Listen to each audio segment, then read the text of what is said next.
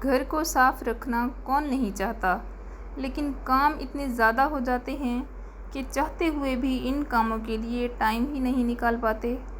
अगर मेड से भी करवा लें तो वो भी मेहनत वाले काम तो नहीं करना चाहती। आखिर क्या करें? सफाई नहीं रखेंगे तो नया सा दिखने वाला बाथरूम और किचन पुराना सा लगने लगता है। काश कोई ऐसा तरीका हो इन गंदे मेले फर्श की सफाई आसानी से हो जाए। तो बस आज की वीडियो आप ही के लिए है। अगर ऐसा कुछ सोच रहे हैं तो आपका काम हो जाएगा बड़ी आसानी से। किचन का फर्श अभी तो नया ही बना है, लेकिन कितना गंदा लग रहा है ना, मैला दिखने लगा है। इसकी सफाई कैसे हो? ये कॉर्नर्स तो इतने गंदे हो जाते हैं, ऐसे लगता है कितना पुराना, कितनी मिट्टी है। अब इसकी सफाई आसानी से तो नहीं हो सकती, तो चलिए कुछ ऐसा सॉल्यूशन बनाते हैं जिससे किचन की सफाई बड़ी आसानी से हो जाए। यहाँ पर मैं आपको दिखाती हूँ मुझे क्या क्या चाहिए।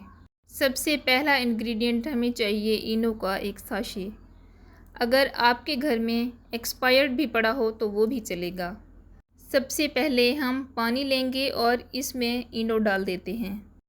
अब बारी आती है, आप कोई भी होम क्लीनर यूज़ कर सकते हैं, चाहे पाउडर्ड फॉर्म में हो चाहे लिक्विड फॉर्म में हो। तो मेरे पास पाउडर्ड फॉर्म में अवेलेबल है तो मैं वही यूज़ कर रही हूँ। इसके बाद हम यूज़ करेंगे लिक्विड डिश वॉश। अगर ये आपके पास अवेलेबल ना हो तो आप सर्फ भी यूज़ कर सकते हैं, जिससे हम कपड़े धोते हैं। चौथा और आखिरी इंग्रेडिएंट है मीठा सोडा। अब हम इसमें मीठा सोडा ऐड कर देंगे। इन तमाम चीज़ों को मिक्स करने के बाद ऐसा सॉल्यूशन बनता है कि फर्श के पुराने से पुराने दाग भी निकाल फेंकता है।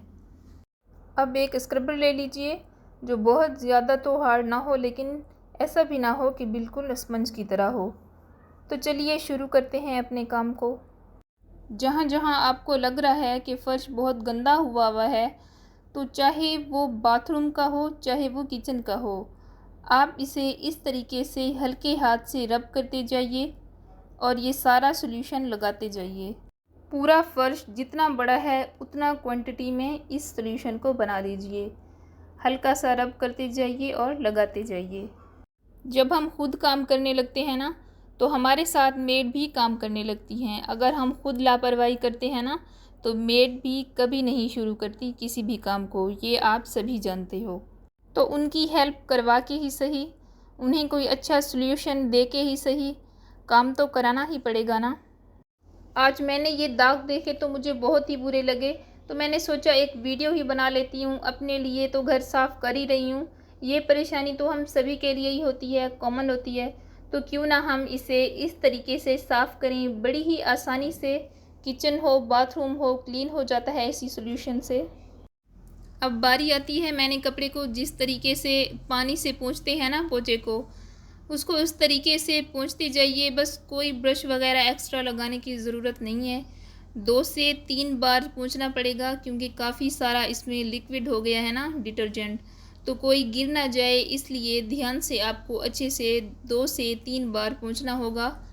बिल्कुल फ़र्श ऐसे चमक जाएगा और आप सोचोगे कि ये काम जो इतना कठिन था वो आसान कैसे हो गया।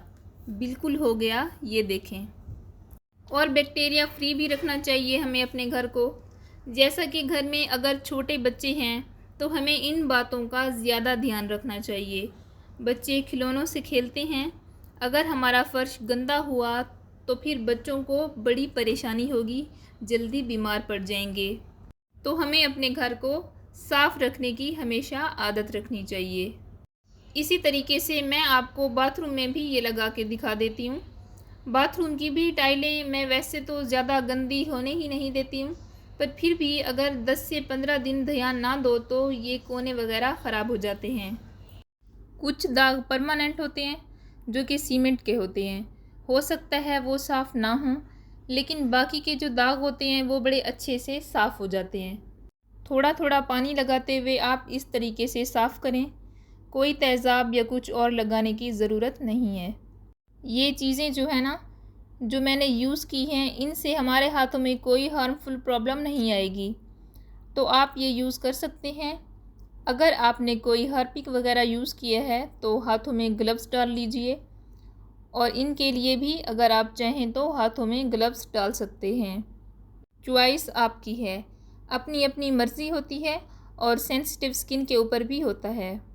तो इस तरीके से मेरा किचन बाथरूम दोनों ही चमक गए। ये सॉल्यूशन मिनटों में बन गया और कोई पैसा खर्च करने की ज़रूरत भी नहीं है। मैंने आपको शुरू में ही कह दिया था कि अगर आपके पास एक्सपायर्ड इनो है तो वो भी चल जाएगी।